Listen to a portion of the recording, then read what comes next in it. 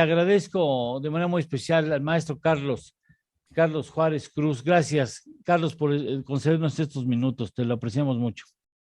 Muchas gracias a ti y a tu auditorio, Eduardo. Buen día. Muchas gracias. Oye, terrible lo que está pasando en México. Bueno, tenemos tantas preocupaciones y andamos metidos en tantos chismes y a veces lamentablemente no reaccionamos a eventos como lo que acaba de suceder en Michoacán, que es gravísimo. Decimos, si eso sucede en Ucrania, no, sería un escándalo mundial. Ejecutaron a 17 civiles, pero como pasa en Michoacán no pasa nada.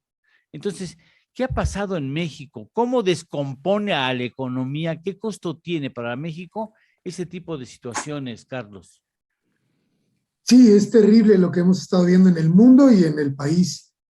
A veces por la espectacularidad y por cómo nos afectan globalmente, nos centramos en los temas globales, pero aquí en nuestro propio país tenemos una cuenta mayor de homicidios y de violencia grave, y al mismo tiempo el fenómeno se reproduce en México, es decir, estos eventos tan terribles, tan brutales, que son también muy impactantes, se roban la atención como si fueran lo único que sucede, cuando en realidad llevamos ya muchos años reiterando que nos cuesta muchísimos recursos, muchísimo dinero específicamente, esta situación de violencia que vive el país. Obviamente, lo más importante la pérdida más importante, que son las vidas humanas, el sufrimiento humano, el miedo con que vivimos, no se puede cuantificar, pero en el Instituto para la Economía y la Paz llevamos ya más de 8 años midiendo anualmente cómo nos impacta la violencia en los entornos sociales y le damos una estimación a lo que podemos medir, que son los efectos sociales en la economía de la violencia. Eso impide crecimiento, ¿verdad? Por supuesto, sabemos que las sociedades, los países que tienen niveles más altos de violencia o más bajos de paz suelen tener menores tasas de crecimiento o incluso de crecimientos en el PIB, en el ingreso per cápita, y en el sentido contrario, cuando hay sociedades más pacíficas, suelen tener economías más prósperas, mejores condiciones de vida para los ciudadanos y ciudadanas, y al mismo tiempo es como un ciclo que se va retroalimentando. A mejor nivel de paz, mejor economía, y a mejor economía, mejor nivel de paz, y es una espiral ya sea ascendente o descendente. ¿Hay algún avance, sientes algún avance en el combate a la criminalidad organizada en México?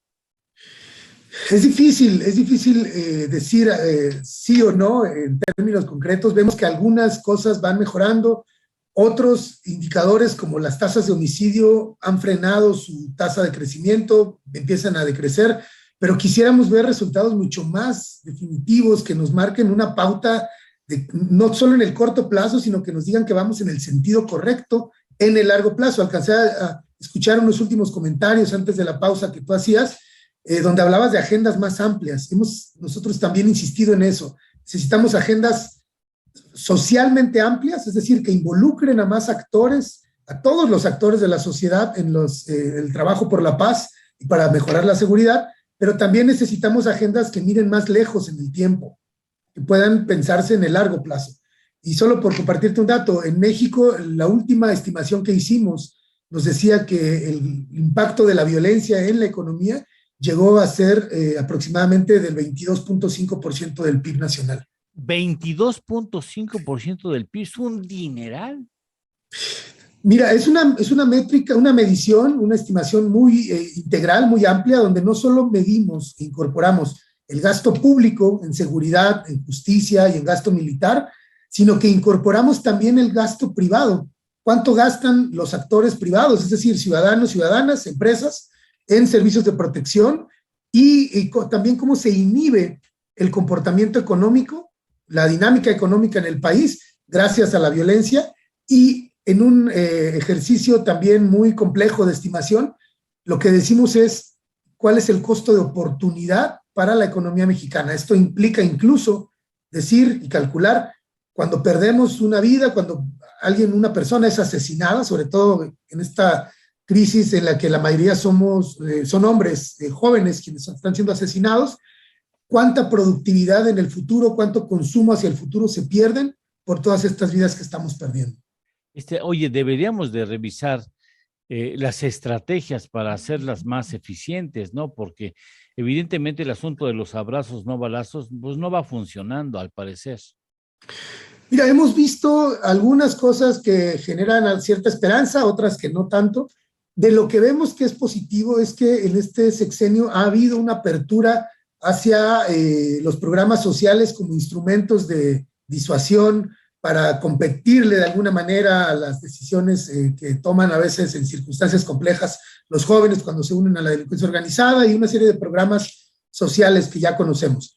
Eso nos parece bien, no se había hecho antes. Se hacen campañas contra las adicciones, que creo que es buena Sí. aproximación.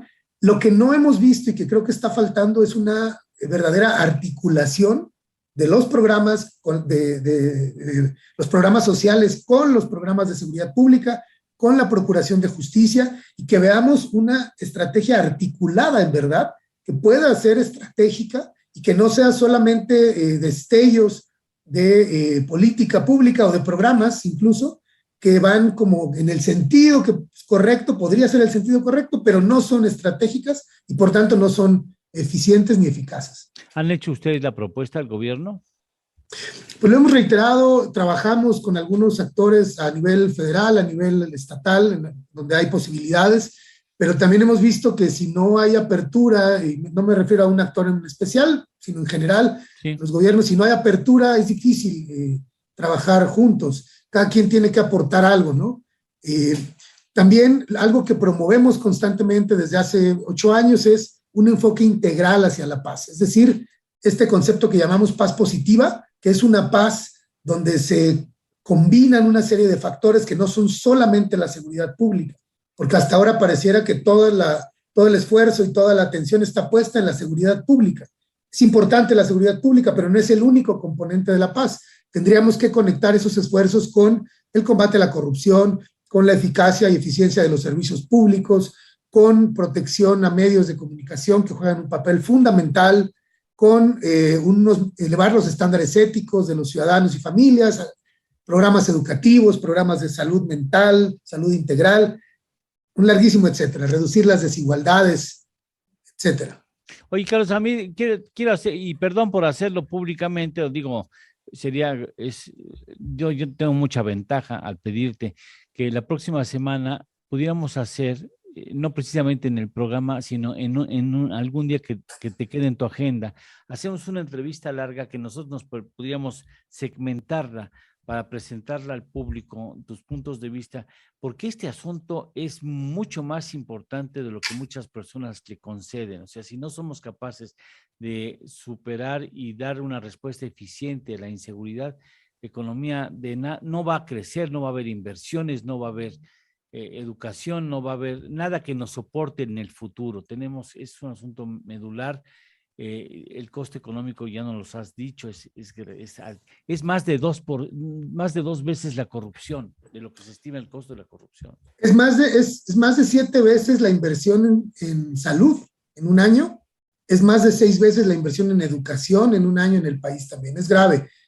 Tienes razón, este tema es fundamental, cuenta conmigo, invítame Sí. cuando gustes. Órale, nos ponemos de acuerdo y hacemos la entrevista, no sé si en esta semana o en la siguiente tempranito, o el sábado o el domingo, y le damos un espacio ya en conjunto como de 30 y tantos minutos. ¿Te parece bien? Me dará muchísimo gusto.